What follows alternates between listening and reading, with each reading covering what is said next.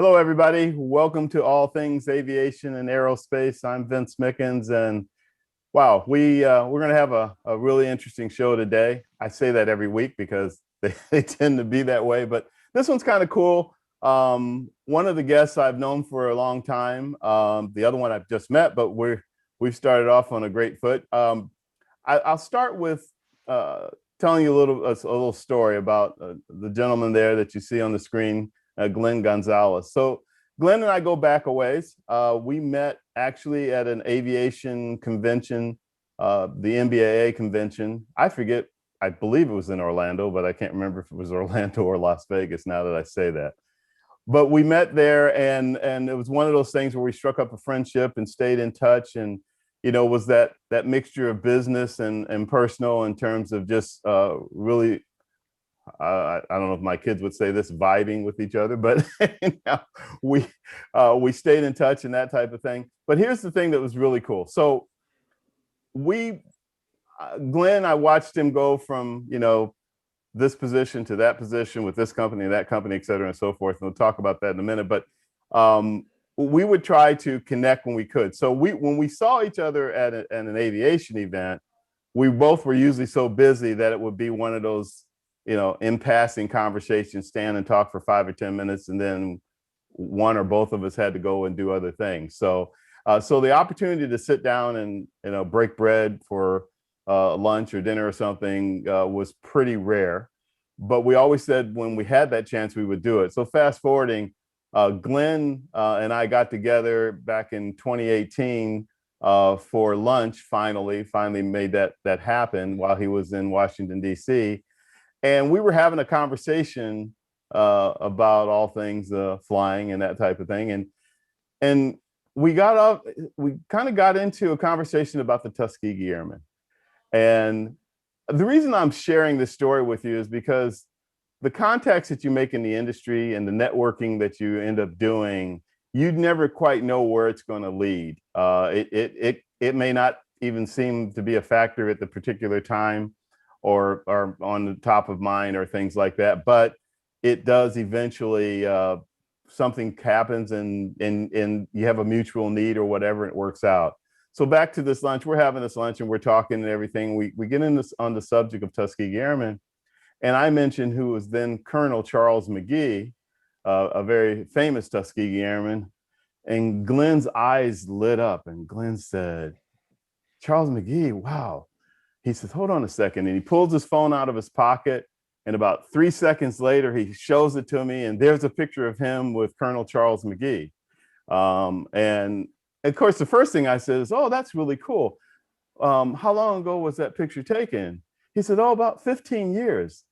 And so at first I thought, that's great. But you have his picture in your phone 15 years later that you can pull up in a matter of seconds. And so I kind of hit him up because we had that kind of relationship. I would say, what's that about? And he said, well, he's one of my heroes. He's a guy that I've admired and that I consider, an inspiration for what I do in aviation and that type of thing. And when I had the chance to spend some time with him and take this picture with him, it was a big deal. And I've kind of kept it almost like a good luck charm on his phone. So I thought that was really cool.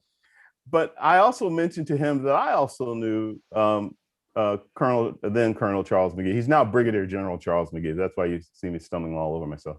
But I knew him too, and I had met him as a result of NBAA giving a meritorious achievement award to Colonel Mcgee and 2 other Tuskegee Airmen at the convention down in Orlando. And I had spent some time with him on a flight down there and all of that. And then during the event, et cetera. And we had stayed in touch since then. So again, speeding up my long stories that I can tell, he was turning 99. So I shared that with Glenn. I was like, well, in about a month, he's going to turn 99. And I'm trying to figure out something cool to do for him. Because you say, what, for a guy that's flown in 3 wars, 407, 409 sorties over the 3 wars, et cetera, and gotten every award you can imagine, acknowledgement, recognition. What do you do for him for his 99th birthday? And I had mentioned to Glenn, I was thinking of maybe trying to make an arrangement for taking him up on a flight. And Glenn said, "You want to take him up on a Honda jet And I said, don't play with me. He said, no, I'm dead serious. I can probably make that happen. And I said, well, if you can make that happen, let's do it. And so Glenn made a couple phone calls within the next day or so. And the next thing you know, he's like, it's done. We can do it. Let's figure out. So we ended up setting it up for, I think the day after. We set it up on a Saturday. I think that was either the day after or day before his birthday, but we set it up on a Saturday morning. And we were going to make it a small thing, private, but then we were like, well, it's a big deal and it's Colonel Mcgee and this is 99. So let's give it a little publicity. So I kicked in my publicity machine and started putting the word out and that type of thing. And then Glenn was like, well, we're going to make this a big deal. And anyhow, through my relationship with Signature Flight Support, they jumped in and did some things. And it blossomed into this great event. And it was all because of a friendship, that I had established with Glenn, just being in the industry and that type of thing. And we were able to do it. And of course, an ex-Air Force guy, Air Force Academy graduate, being able to fly with the Tuskegee Airmen and watch him sit in the right seat and take controls of the plane like he had been flying last week or something was pretty cool. And it ended up being a really great event. Brigadier General Mcgee was beyond himself because he was flying in, a clean sheet private jet that is one of the most sophisticated out there in terms of the avionics and functionality and things like that. So he got a big kick out of it. It was a great thing. So I'll thank you publicly again for it, Glenn, for that great opportunity. Well, really enjoyed that. So I'm sorry. I was just going to say, no, thank you for the opportunity. And I've replaced, I still have the other picture, but I've replaced that one with this new one now. Of course, General Mcgee and I in the cockpit. So it's a surreal experience and moment. And I wouldn't trade it for anything in the world. It was it was the pinnacle moment. I've fired missiles from airplanes. I've done some very interesting things in airplanes. It was the moment in all of my 20 plus years of aviation experience. Well, thanks to you. It was a great honor to bestow on him, a very deserving one, because he's as amazing as everybody has heard and said about him. So it was great. Glenn, let me tell them a little bit about your background. So Glenn Gonzales is the founder and CEO of Jedit. Prior to Jedit, Glenn was the regional sales manager at Honda Aircraft Company. And, Jedit, the Honda jets are exactly what they use for the company. Before that, he was an international demonstration captain for Gulfstream. Glenn started his career, as we mentioned before, as a graduate of the United States Air Force Academy. And during his Air Force career, he was a T-38 flight instructor, eventually becoming an F-15 flight commander. Now, as I have known Glenn and I've flown with Glenn in the Honda jet. I can tell you, not that it matters coming from me, but he is one heck of a pilot. In fact, he makes Maverick in the Top Gun movie look like an amateur, but he really can fly. And so a testament to that comes from Brigadier General Charles Mcgee himself, who was very impressed. So that's just not from me. But so Glenn has started this company. Glenn, it's been 3 years now. A little over 2 years, yes. A little over 2 years. 2.5 years. Yeah. And gosh, you guys are really doing a lot. So we'll talk about that and your background and everything in a few minutes, but welcome to the show. Thank you. Also, I think we're going to have a great conversation on the corporate helicopter side of things. And I say it with that kind of emphasis because we're not always talking about the whirly birds or the helicopters, but I'd like you to meet Kim Barwick. Kim currently flies a Sikorsky S76 helicopter for IBM for their corporate flight department. She has also flown for helicopter flight services and was their director of safety. She was an assistant chief pilot as well as the base manager for, I forgot to ask you how to pronounce that. Is it Mauna Loa? Mauna Loa helicopters. Yeah, Mauna Loa helicopters. Did you hear that accent I'm getting ready to tell you about? Anyhow, Kim is also actively involved in the International Women Helicopter Pilots nonprofit organization, Whirly Girls. She sits on their board and is vice president of scholarships. We'll talk about that. I'd like to hear about those scholarships that people need to know about. Kim is a native of Australia, if you didn't pick that up in her accent just now when she spoke for a couple seconds. Sydney to be exact, but she has lived in London, Geneva, Zurich, and Dubai, where she was, get this, an English teacher. Yep, before she started flying helicopters, she was an English teacher. There's something to be said about that.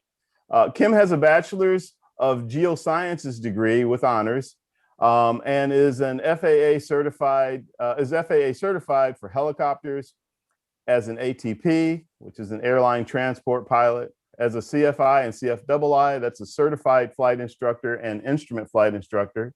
And we were just talking about it before the show, she even has her fixed wing license. She's got her private pilot's license, and she mentioned she also has her instrument rating in fixed wing. So she's got a little bit of all that going on. And looking forward to talking with you about helicopters and your helicopter career, Kim. Welcome to the show. Thank you. Happy to be here. Happy to have you here. So we're going to also have a corporate pilot. He's a corporate captain for a private client, Dominic, but he got called away. He actually got called on a flight today. So I take that chance whenever I have pilots on board that could happen with anybody. So it is really, really cool to have you guys on the show. And I'm really looking forward to this conversation to talk about some things to inspire the younger generation that's either looking to get into aviation or is already in and trying to figure out what route they want to go. As you guys know, last year with COVID and everything, there are a lot of students that are in college or recently graduated in an aviation program. A lot of them with flight training programs, and they have kind of come to a screeching halt. They kind of hit a brick wall because of the COVID, and they have been trying ever since to regroup. Now, some of them were lucky and they fell into some things that worked out for them, and others made some shifts and either to go ahead and get their master's and work on that, or to maybe work in another aspect of the industry to keep within the industry while they figure out what they were going to do. So there's been a lot of different things that have happened with that. So it'll be interesting. One of the things that always happens on the show is everybody's path is different. So you heard me earlier talking about your path, Kim, of the fact that you were an English teacher and then you became a helicopter pilot. And we talked about it a little bit, so it'll be interesting to hear how that came about. So why don't you tell us a little bit about where you're from and how you got into aviation and ended up now, flying for IBM. I grew up in Sydney. As you mentioned, I am from Sydney, grew up from Sydney. So I'm, Australian through and through. But like many Australians, we like to travel the world. And so I did that. I went backpacking for a year when I was 21 and really hadn't stopped. So I kept going. Career-wise, I was always fascinated by helicopters, but nobody had ever said you could be a helicopter pilot when you grow up. It definitely wasn't anything that a career guidance counselor had mentioned to me. So I never really knew it as an option. So I did go the more traditional route, and I was an English teacher as foreign languages. So that's the route that I went. It helped me travel the world. And then when I was living in Switzerland, I had the opportunity to get in a helicopter. A friend asked me to go skydiving, and we did. My first ride in a helicopter, I promptly jumped out of it. And what you decided then maybe I should learn how to fly these instead of jumping out of them? Well, the jump was exhilarating. It was fun, but the ride sitting on the floor of a Lama helicopter going up through the Swiss Alps, I was absolutely awestruck, and I knew from that moment that I was pretty much hooked. So I asked the question, how do you get to do this every day? So then I just did a bit of research on what does it take to become a pilot. Was that your first, just curious, your first skydiving jump?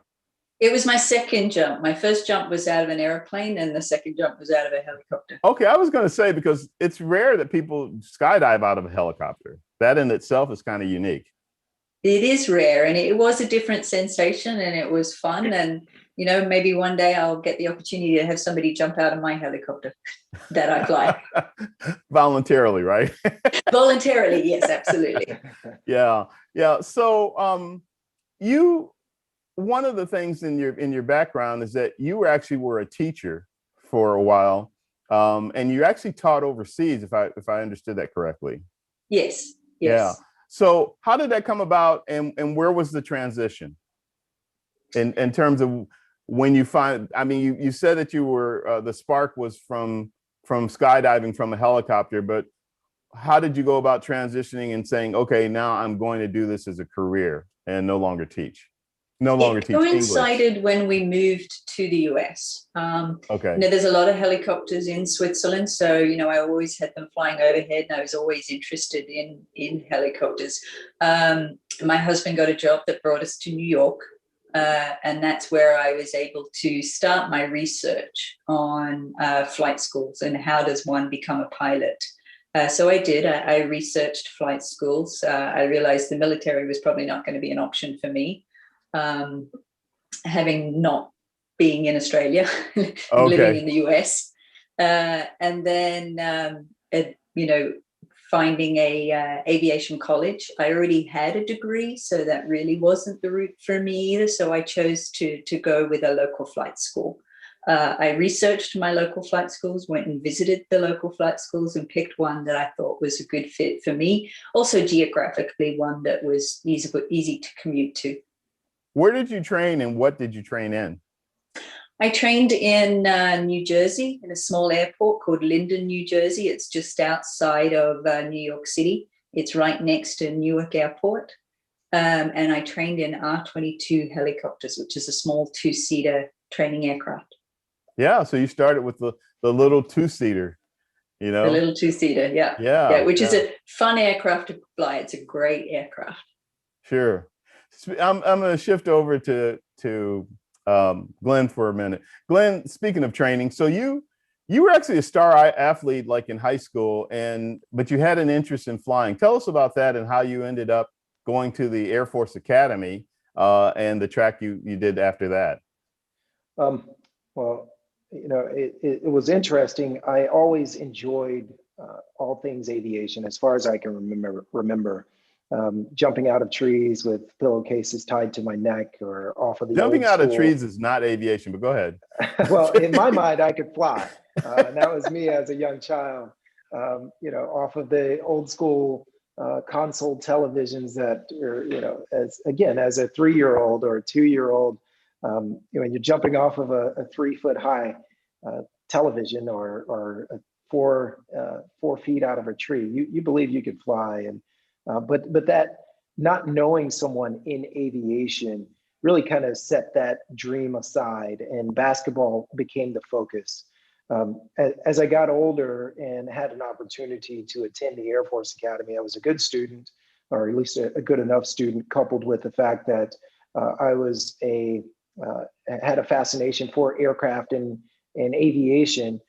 When the opportunity came about to play Division I basketball at the Air Force Academy, as well as to continue forward and potentially be able to fly, I jumped all over it. It was an easy decision to make.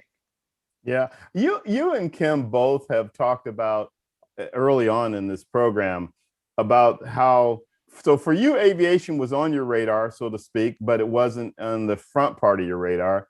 For Kim, it really wasn't even on your radar, you know, and yet it ended up becoming a passion and a love of something that you now are totally immersed in. You know, I don't.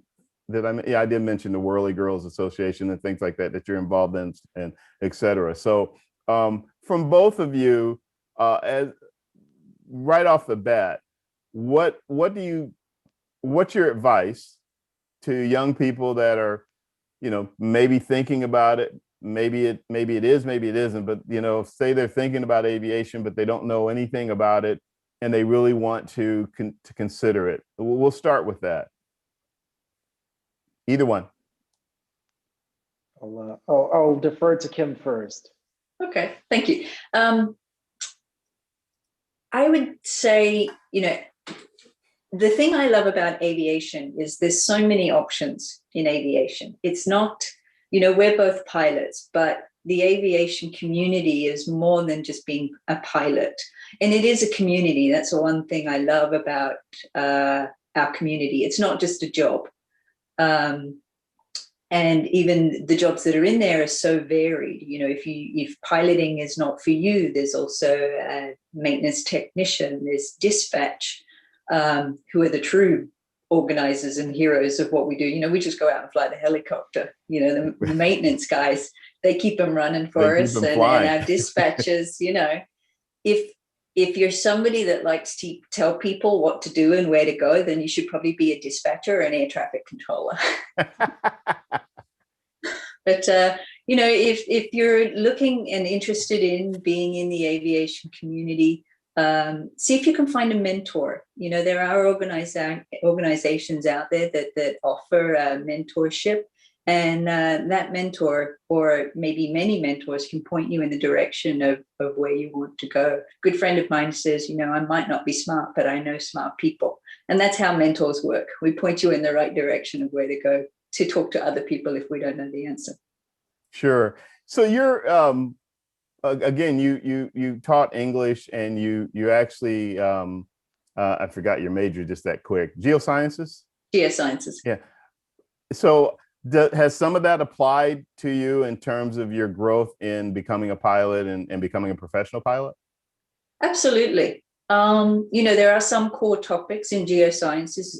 Part of my study was environmental sciences, earth sciences. So learning, Earth's atmosphere, wind, weather, all of that goes into the very practical knowledge of flying, but also just, going to college, learning how to study and be disciplined helps you with being a pilot.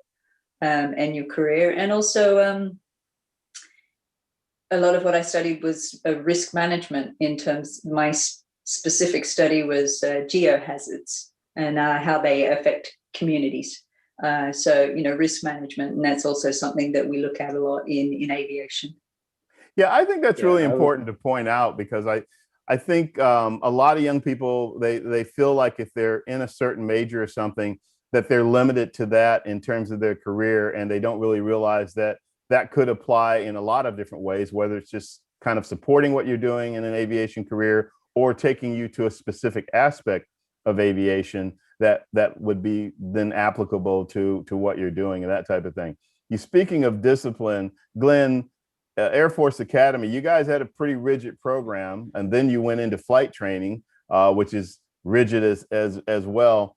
Tell us about that process and that transition from first in the academy and then going into flight training, and then becoming an instructor after your flight training. Sure.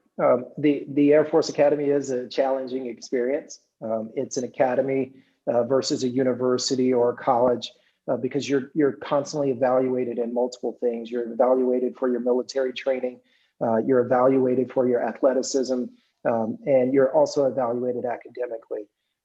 The first year at the academy is a haze. You're constantly berated by your upperclassmen. You're treated as a subclass citizen in a lot of ways. Whereas then your second year as a sophomore, you transition from a haze to a really challenging academic year. And then in your third year, you're starting to learn both, you still have the academic challenges, but you're starting to learn leadership. And your fourth year is really about maintaining risk management, as Kim just mentioned, to make sure that you finish and graduate. Well, the time at the Air Force Academy, those 4 years, they equate to 1 year in pilot training. You're reliant upon all four years of experience for the regimented study academically, the leadership, the followership, the discipline, and the risk management. It's all tied into one. So it's a very challenging experience, but in large part, learning to fly is like learning a new language. And so if you are interested in travel, if you're interested in aviation, as Kim mentioned, there are so many aspects of aviation, but it's about learning a new language. And if you've been around the world or not, exposing yourself to college, exposing yourself to challenging situations and pursuing your passions will definitely drive you and serve you well if you'd like to pursue a career in aviation. Yeah. I was just thinking about the challenges you're talking about, and I don't want to bring unnecessary focus to it, but there's an obvious factor. So people of color, we've always had the extra challenge in the industry and still face that. When you were, well, I had two questions for you. When did you know that the academy was an option for you or something you wanted to pursue, that you wanted to try to get into? Yeah, the academy came about my junior year. My best friend in high school at the time, who's now our company COO, he committed to going to West Point, and he was going to play basketball at West Point. And I really wasn't too keen to the idea of a military institution. I didn't know enough about it. But as I studied on my own about the Air Force Academy and then began to be recruited and recognize the opportunity to be able to not only achieve one goal of attending a university and playing Division I basketball and getting the best education possible in the country at the time, I also would have a chance to achieve another life's goal, which was to become a pilot. And potentially, it was met with a firm action in that my very first physical, I was told you'll never fly an airplane. And Really? that's because of I was not naturally 20/20, but that has changed subsequently, and the Air Force needs changed prior to my graduation. And but it was again pursuing one passion that led to another, with the option to lead to another passion. And here we are now, 20 plus years later, and a wealth of experiences behind me.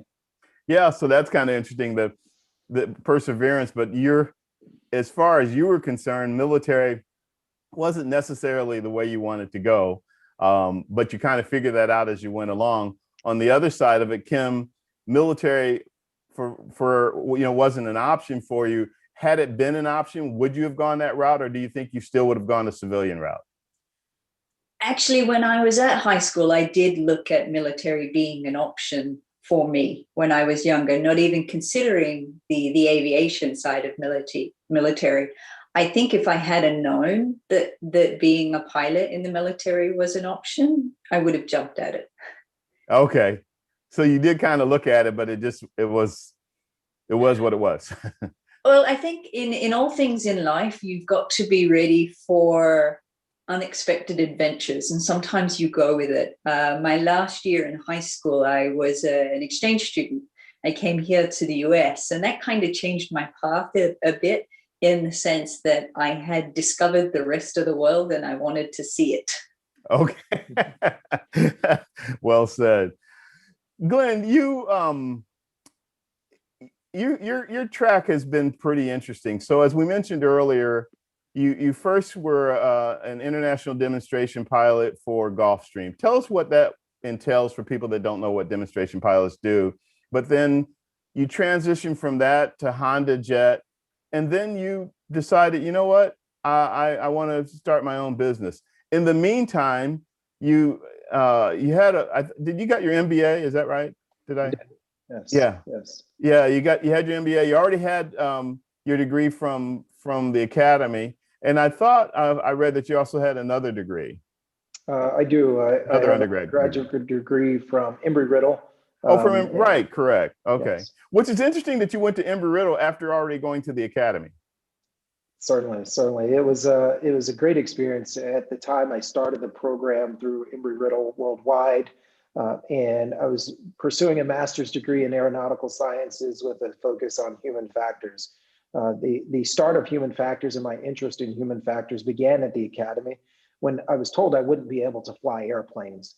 And in particular, I figured, well, if I can't fly airplanes, I want to get as close to them as possible. So maybe I'll design cockpits. And that's where the idea behind ergonomics and human factors came about. I was fascinated with that experience, so I continued to pursue it, and completed that degree prior to starting my MBA. JETIC came about as I was pursuing an opportunity in sales. I loved what I did at Gulfstream. An international demonstration captain was, if there's someone around the world that would like to experience these brand new, beautiful airplanes that Gulfstream was building, or any manufacturer for that matter, someone has to fly those aircraft and be the technical expert to demonstrate how the airplanes perform. I traveled to every continent around the world and visited some of the most amazing places, met some of the most incredible people globally, as Kim mentioned. Flew some of the most sophisticated airplanes. Absolutely, some of the most amazing airplanes. It was an incredible experience, but I found that I enjoyed the time conversing with people more so than I did the time flying to and from. So that being said, that's what led to the additional degrees at Embry-Riddle, the MBA. I was trying to demonstrate my ability to perform as a sales representative for Gulfstream, and Gulfstream is the pinnacle. Everyone who is a great salesperson, if they can, they'd love to be able to sell private jets for the best private jet manufacturer in the world, or one of the most esteemed. And so that opportunity was long in coming, and the opportunity with Honda came about, and found my way to Honda Aircraft Company.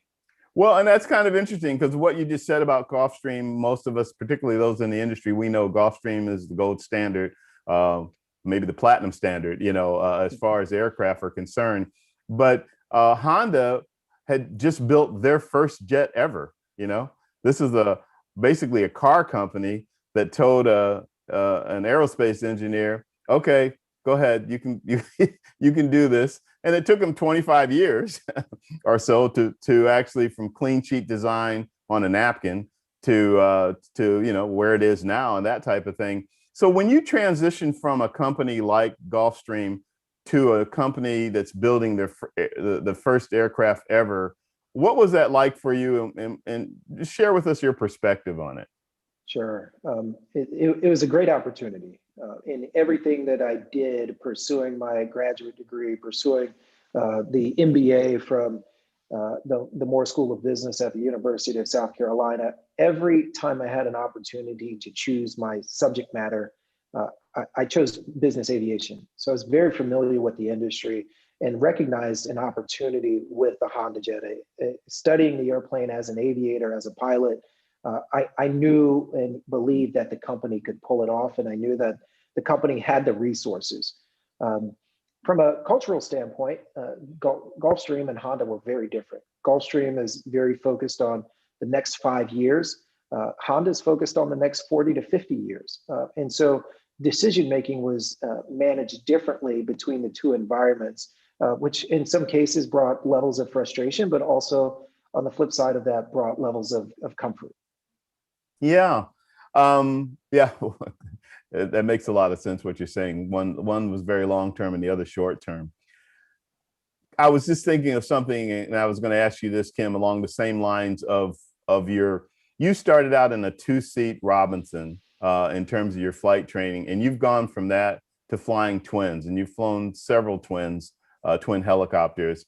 Tell us about the transition with going from one helicopter to another, and how that came about. I know part of it was the job market, but you've had some kind of great opportunities with some of the aircraft that you've flown.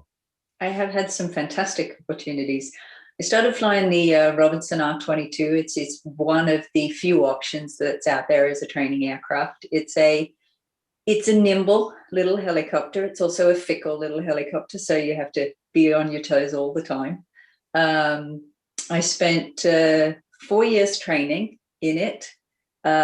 It's longer than the average training time, but sometimes life gets in the way, and we talked about perseverance before, and sometimes you have to really persevere through your training to complete it.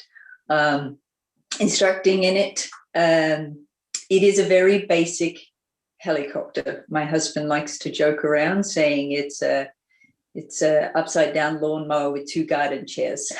It's a bit more sophisticated than that. But A it bit. is, yes, a little bit. It's a helicopter. But it is simple in terms of aircraft. It has its basic analog gauges and a piston engine. I then moved up into turbine aircraft. The first turbine aircraft I flew was a Bell 407, more sophisticated. We're now using computers for fuel flow, as well as I'm now moving into a glass cockpit. No more bumping the gauge to see what the fuel's looking like. No more tapping the gauges. So now moving into more sophisticated aircraft, still a single engine aircraft, but lovely, pretty colors on the dash of the glass cockpit. Now, as we mentioned, the opportunities that come your way that you don't expect it. When I first started flying helicopters, I thought I was going to go into search and rescue. I wanted to do search and rescue in the mountains. And then a lady— That's the environmental background, huh?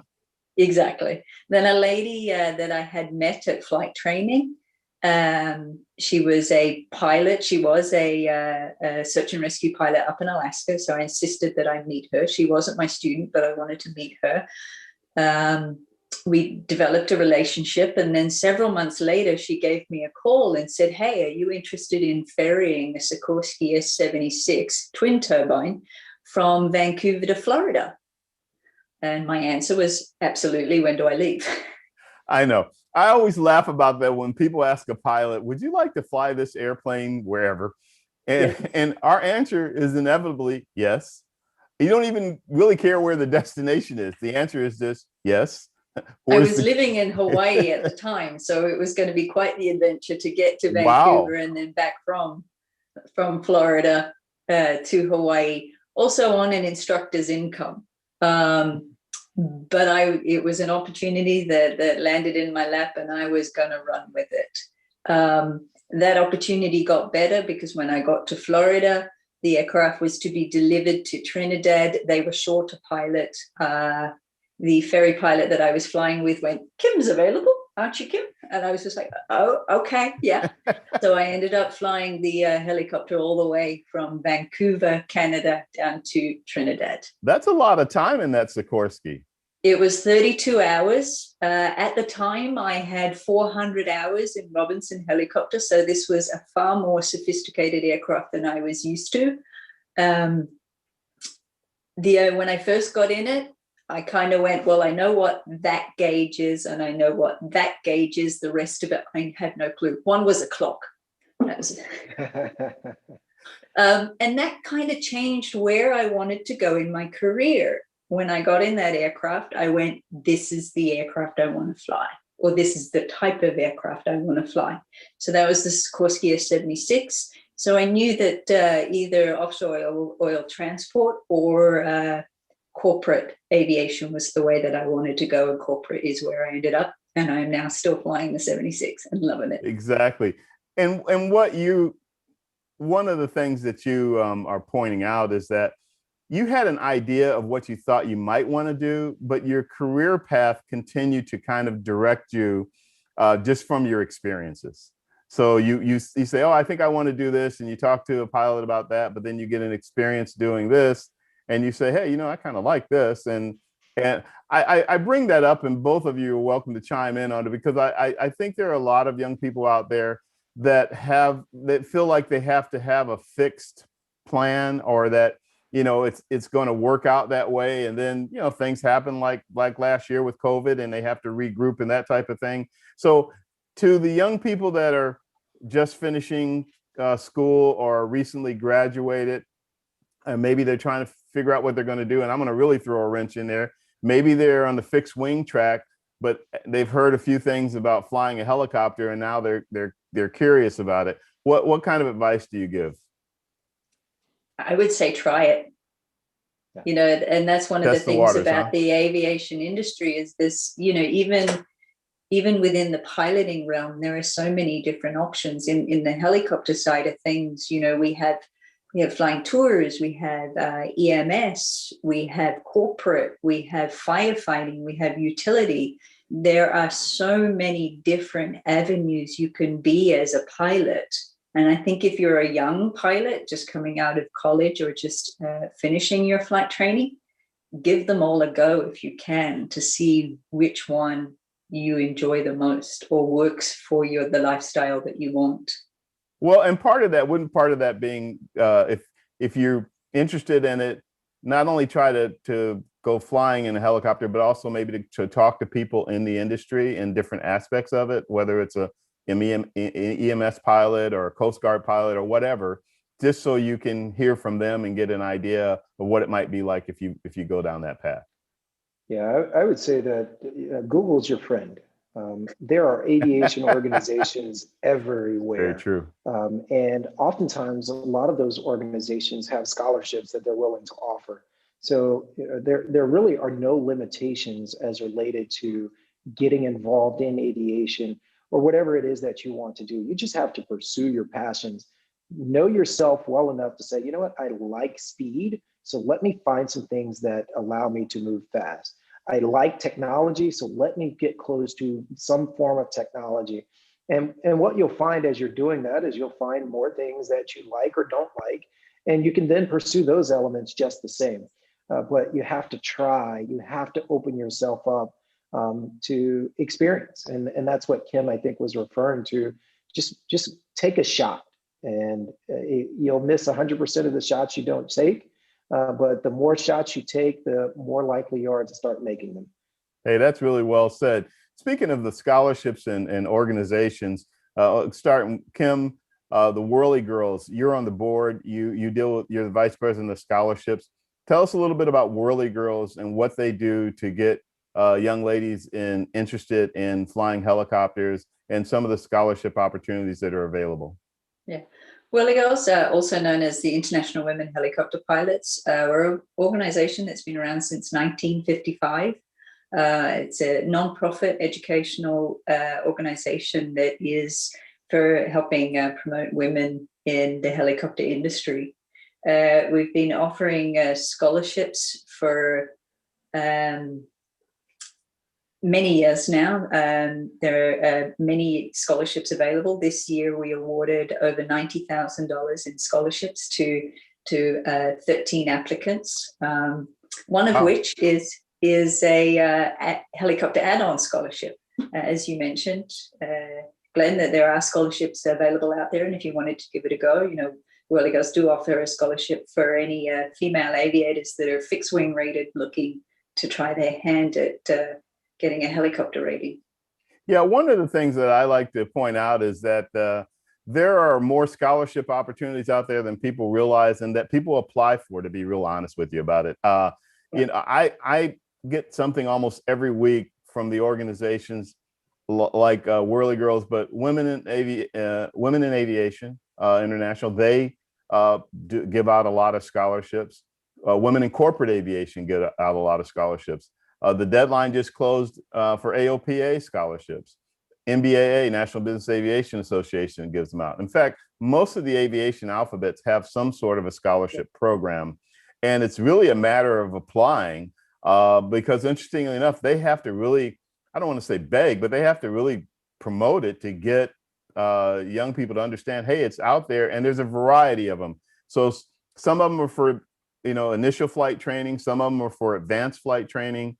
Some of them are for maintenance and things like that. So I think you both bring up a great point about the importance of these organizations. The other aspect of these organizations that I think is often overlooked is the opportunity to network. If you become a member, or they all have like student memberships, et cetera. I would imagine that your organization does. It's a great opportunity. It hasn't been that great for a year, but as things start to open back up and we start having in-person conferences and conventions and aviation events, those are a great place to network and meet people and learn more about the industry. And for those of us in the industry who love flying, we can't wait for that to open back up, because boy, it's been rough. Well, Vince, I would say that the discussion that you opened the segment with about how we landed in an opportunity to fly with a legend of aviation, now General Mcgee. That was just a networking. It was just meeting, you and I meeting many years prior, and then creating an opportunity to celebrate an amazing veteran for our nation, and just an amazing man who created, in large part, our place in aviation. So I think that lends to and speaks to what you're referring to about networking and just being close to the industry. You can definitely take advantage of it. Who knows where it will lead, but it might just lead you to the place that you want to be. If not, it'll lead you away from it, and you'll find out where you want to be because of that. Yeah, and I can attest to it because that's the way networking is how I met Kim to be able to be on this show. And it's actually a small world. I joked about it earlier, but our aviation community is relatively small. After you go to enough of these events and conventions and everything, we all start to see each other over and over and over. But that's a good thing, because we all get to know each other, and therefore can help each other when something comes up that's a unique thing like that. And yes, I would never have met, I should say, not say never, but it was less likely that I would have met a Brigadier General Mcgee had I not been involved in aviation the way I am, had I not been at the convention, NBAA's convention, in reference to him and things like that. And then, you're having met him. Speaking of that, how did you meet at then Colonel Charles Mcgee?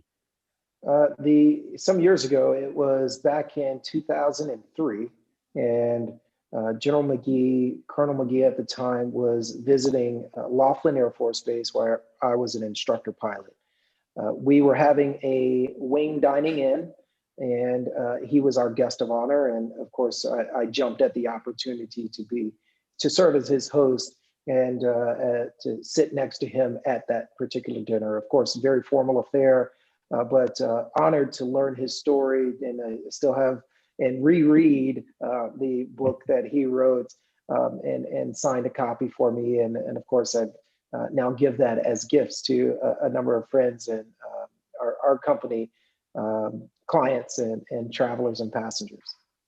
Yeah, Kim, at your current level of experience with what you do now as a corporate pilot, helicopter pilot for IBM, do you still have mentors or a mentor or a hero in the helicopter side of things that you look for advice from or look up to? Absolutely. And it's never just one person.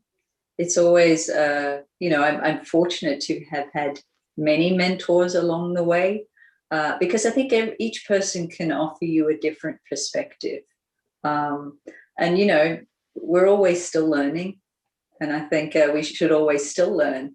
And many of my mentors, you mentioned the NBAA and different in-person conferences that you can attend. I think they are important. That's where I've met most of my mentors, and they've started off as, an introduction, and then you get to know them. And then, I've been fortunate for them to become my mentors.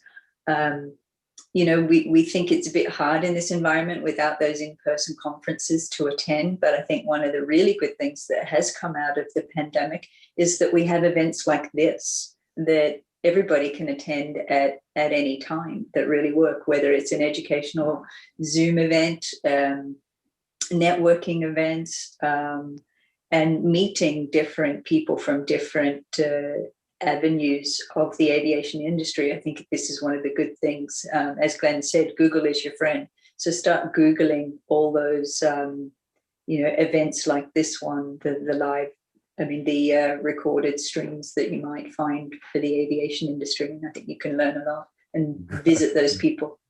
Google is absolutely your friend. And for the last however long Google's been out, it has saved me a lot of trips to the library or whatever to do research that then takes a heck of a lot longer than a matter of minutes or whatever.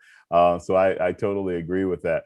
So I brushed across something earlier, and then I got into a different aspect of things, but I wanted to come back to both of you.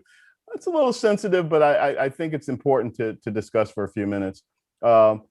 Kim, you from the female standpoint of being a female in an industry that's predominantly male, and you, Glenn, from the standpoint of an industry that lacks a lot of diversification in terms of people of color, and I think even a little bit more strongly in terms of men.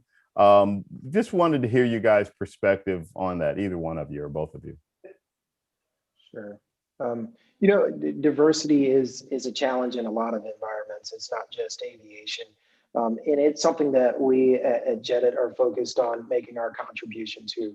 We recently posted and hosted all of the women of JEDIT. The women of JEDIT make up about 16% of our now 70 individuals, everyone from aircraft operators to sales to marketing, and you know, just super talented people that for whatever reason have not been given the opportunity. And the same thing goes from a race relations. It goes for ethnic backgrounds, from personal and professional experience. And what we found at JEDIT is, for us, it's about providing the best talent the opportunity, and giving everyone the opportunity to pursue what it is that they're after. So we have Muslim Americans, we have Hispanic Americans, Black Americans, females. We cover the entire spectrum, and that's part of what makes America great, and that's part of what we are pursuing as a company, to make our contribution to celebrate the women, that being Women's History Month this month, last month being Black History Month. But at the end of the day, it's like General James said, you know, the power of excellence is overwhelming and always in demand, and no one cares its color. And we can add to that, no one cares its gender. We can add, no one cares its background or experience. Those things create a wider experience set, which allow for better decisions as we view it. And so that's that's where the excellence comes about. Yeah, I think well said. And I think that's a great couple examples you give. One is what you're doing as a company to do your part. I think that's, the proof is in the pudding, and you're delivering in that. And I think that's great. I think the quote that you just gave also applies, and it comes back to Brigadier General Mcgee. He had the same philosophy. It was all about excellence, and he had it rough a lot of times, but he always wanted to be, you know, the best pilot, doing the best job. If he was commander of a squadron or a base, it was about excellence, and it was about delivering. And he says that over and over and over, and he's not negating the racism factor, et cetera, and so forth.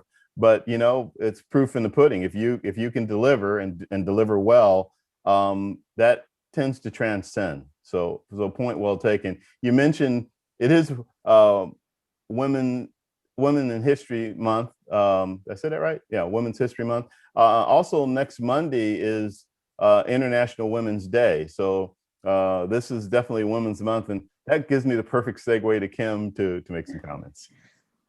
Yes, and you know, I'd like to reiterate what Glenn said there. You know, if you just aim to excel, then gender, race, it's not an issue. The aircraft doesn't know.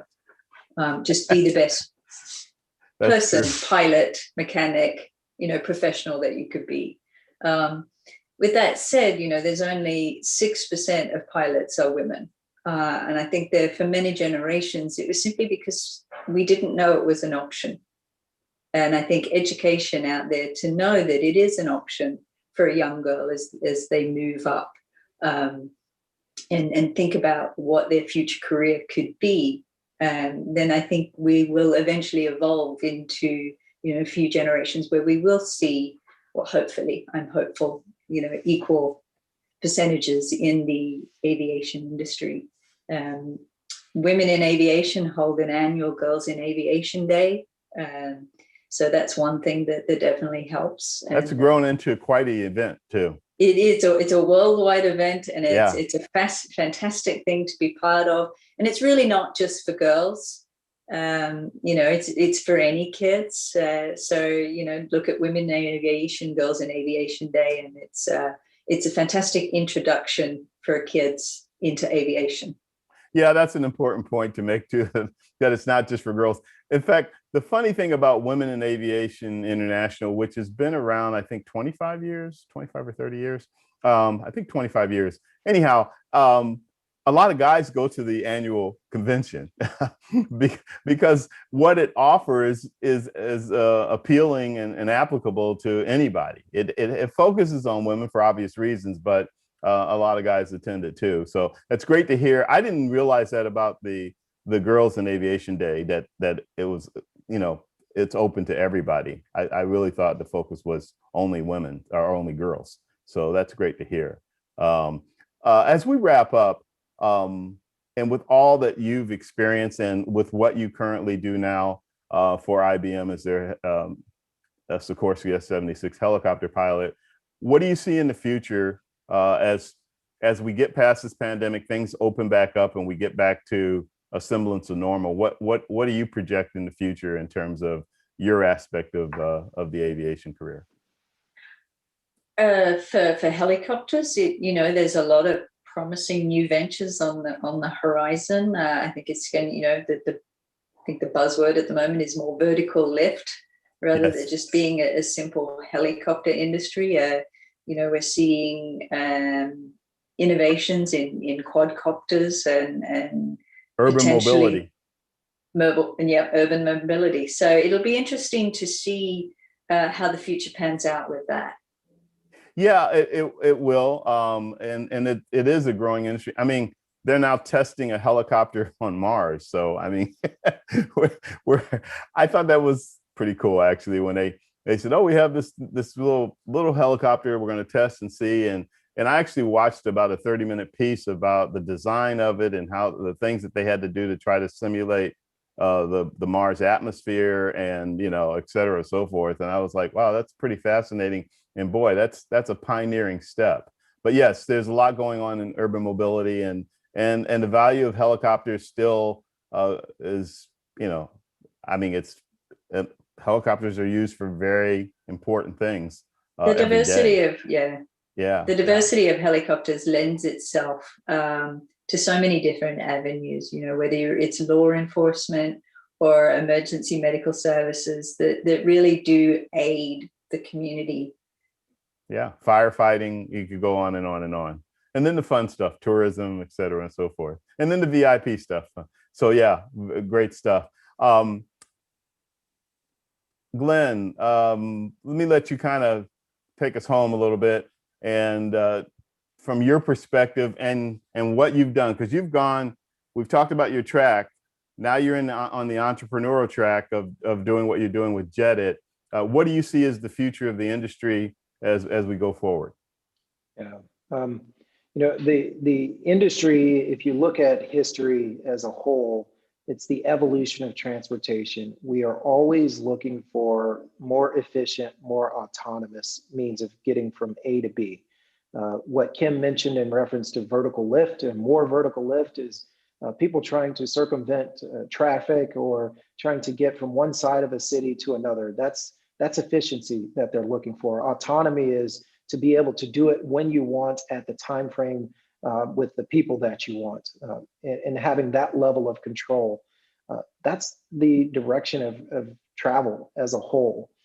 In years past, centuries ago, if you needed to travel from one place to another and you were moving so efficiently, you were either walking or you had a horse and carriage. Those were the means for getting your family from one place to another. And that's where JetIt sits. And I think we're on the leading edge of that evolution of transportation. Absolutely. Where people are trying to get from A to B more autonomously, more efficiently. The need to travel regionally has increased. And it kind of coincides with Thomas Friedman's "The World is Flat." But instead of it being a global element, it's now more regional, it's more national. And companies like JetIt and others that follow in our steps will help solve that problem and create more autonomy and efficiency. Absolutely. I'm glad you mentioned that about JetIt, because I think your business model again expresses that. So that's really great to hear. Well, listen, we have run out of time, but I really appreciate having both of you on. It's been great to talk about, you know, both the fixed wing and the helicopter side of things, and hear about what you guys did to get where you are now, and what your recommendations are to those that are watching the show. So thank you both for being with me today. And you guys have been watching All Things Aviation and Aerospace. We try to cover both opportunities and options and possibilities in both sides of the industry, the aviation side, the aviation private and commercial side, and then also aerospace, the aerospace industry side, which we will have an aerospace show next week. So thank you everybody for watching, and everybody have a good rest of the week and weekend, and we will catch up with you later. Stay safe.